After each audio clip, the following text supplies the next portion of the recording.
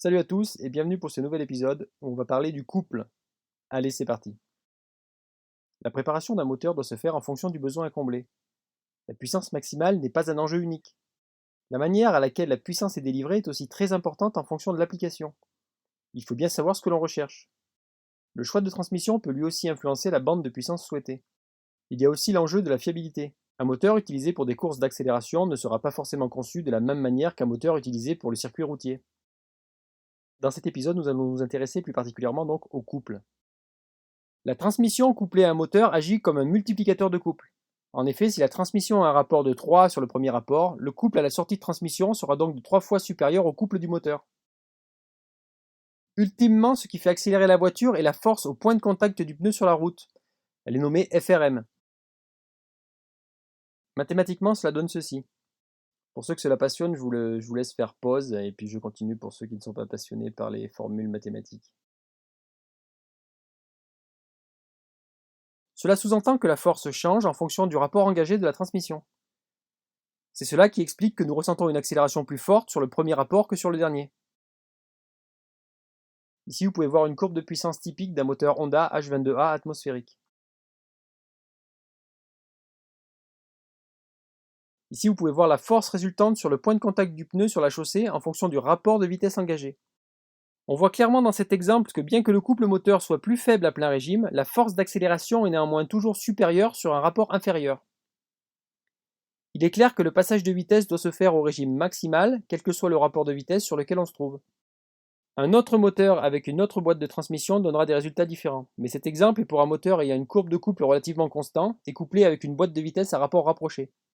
Ces graphiques sont basés sur une boîte de vitesse ayant des rapports courts de 2.62, 1.89, 1.48, 1.21, 1.03, utilisant un rapport de pont de 3.77 avec des pneus ayant un diamètre de 606 mm.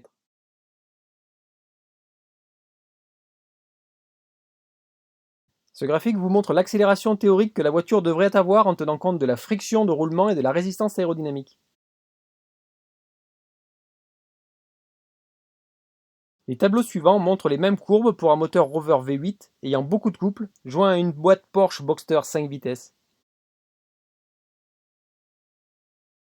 Il faut voir qu'avec une possibilité d'accélération sur le premier rapport tel qu'indiqué, la traction demeure toujours insuffisante et promet des spectacles de crissement de pneus garantis. Dans ce cas, le passage des vitesses doit se faire à plein régime lorsqu'on est sur le rapport 1 et 2, mais la donne change lorsqu'on est sur les rapports 3 et plus. Il faut donc changer de rapport aussitôt que les courbes se croisent. En ce sens, si vous avez une transmission avec des rapports très espacés, l'effet de l'inertie du moteur crée encore une fois un choc plus violent. Dans le même sens, plus vous avez une transmission avec des rapports rapprochés, et plus vous obtenez de la performance avec moins d'émotion. La position de conduite influence elle aussi notre perception. À accélération égale, un pilote de moto de course courbé sur lui-même ressent beaucoup moins l'accélération qu'un pilote en position assise sur une auto ou pire sur une moto avec une position de conduite droite, comme sur un VMAX par exemple. Les plus récentes motos de la catégorie sport accélèrent dans les faits un peu moins à basse vitesse, 100 km/h et moins, que les motos un peu plus anciennes. Ces dernières ne se cabrent pas sur la roue arrière à cause d'un empattement plus important et un centre de gravité plus bas. Certaines motos peuvent atteindre une vitesse de 160 km/h sur le premier rapport. À l'autre extrême, vous avez la moto de cross dont il faut passer 6 rapports pour atteindre 100 km/h. Il faut être clair, pour rouler rapidement sur un circuit, moins il y a d'éléments suggérant l'effet de vitesse, et plus il sera facile d'aller rapidement sans atteindre un niveau d'inconfort émotionnel. En résumé, pour être performant, vous allez dépenser beaucoup d'argent pour obtenir éventuellement moins d'émotion. Si vous voulez vraiment de l'émotion, achetez-vous une vieille Lada, installez un turbo et des pneumatiques de course, puis enlevez les freins. Je suis persuadé que vous allez être alors très impressionnant.